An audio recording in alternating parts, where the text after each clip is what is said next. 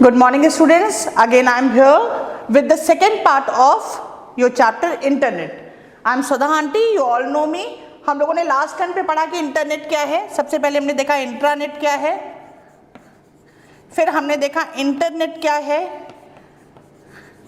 फिर हमने देखा सर्वर क्या थे, और फिर हमने देखा वर्क स्टेशन क्या थे, और फिर हमने ये देखा कि क्या क्या काम हम कर सकते हैं. तो हम अपने डेटा को डाउनलोड कर सकते हैं जैसा डेटा हमें चाहिए, या हम अपने डेटा को अपलोड कर सकते हैं. अब हम एक छोटी सी बात करते हैं, जैसे हम मेलिंग कर रहे हो और मेल के थ्रू हम किसी अटैचमेंट के थ्रू हमें कोई डेटा एक जगह से दूसरी जगह भेजना है, तो वो डेटा कैसे जाएगा. तो अब यहाँ पे एग्जाम्पल हम लेते हैं. सबसे पहले एक डाकखाने का. आप सबने पोस्ट ऑफिस का नाम सुना होगा. आप कोई भी मेल भेजते हैं तो वो कैसे जाती है.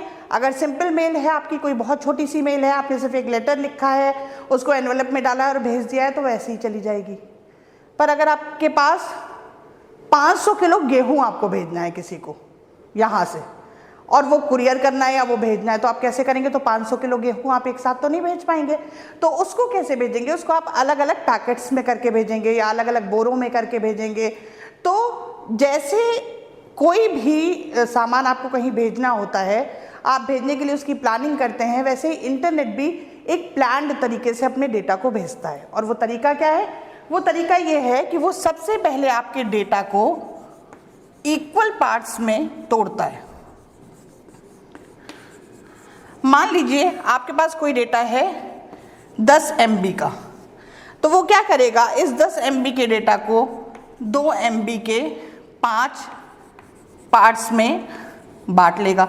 ये 2 MB मैंने एक एग्जाम्पल दिया है, हो सकता है वो 1.5 MB में बांटे एज पर द स्पीड, जो इंटरनेट की स्पीड है, या हो सकता है 1 MB के 10 पार्ट में बांटे, या हो सकता है कि वो 5 MB के 2 पार्ट्स में बांटे. ये इंटरनेट की स्पीड के ऊपर डिपेंड करता है.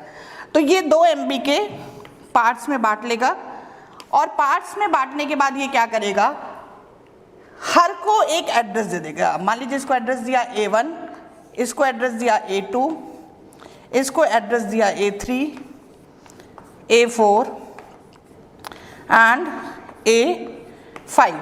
तो आपके पास 5 पैकेट हो गए, A1, A2, A3, A4, A5. अब उसने क्या किया, ये ध्यान रखने वाली बात है कि ये जो भी पैकेट्स बनेंगे ये इक्वल साइज के पैकेट्स होंगे, सबके साइज बराबर होंगे. इनको कहा जाएगा पैकेट्स. जो भी आपका डेटा पार्ट में बटेगा उसको हम बोलेंगे पैकेट. अब हर पैकेट को उसने क्या एक एड्रेस दे दिया. जब ये पैकेट्स डिवाइड हो गए तो हमने अपनी मेल को सेंड किया या अपने डेटा को अपलोड किया.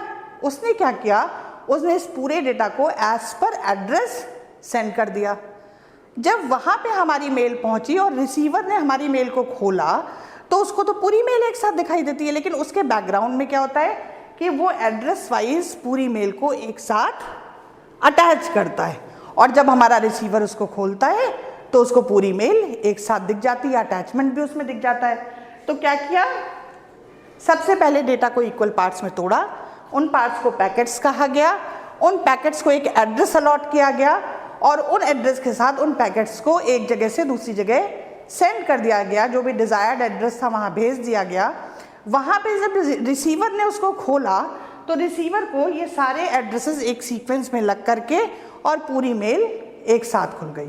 तो ये हुए steps to open your data through internet. एक जगह से दूसरी जगह आपने डेटा कैसे ट्रांसफ़र किया, डेटा कैसे सेंड किया और कैसे ओपन किया. तो ये आपका हो गया part second, data transferring from internet. Next time पे हम कुछ टर्म्स पढ़ेंगे जो आपके इंटरनेट के लिए बहुत एप्लीकेबल हैं और बहुत ज़रूरी हैं आपको पता होना. अभी आपने 2 टर्म पढ़े हैं, सर्वर और वर्क स्टेशन. इसके बाद हम पढ़ेंगे हाइपरलिंक, हाइपरटेक्स्ट, HTML और बहुत सारे टर्म्स. तो वो हम नेक्स्ट वीडियो में कवर अप करेंगे. Till then bye bye. Read the chapter and do the homework. अपनी कॉपी में सारे नोट्स बना करके प्रिपेयर कर लीजिए. नेक्स्ट टर्न पे हम फिर मिलेंगे. Bye bye.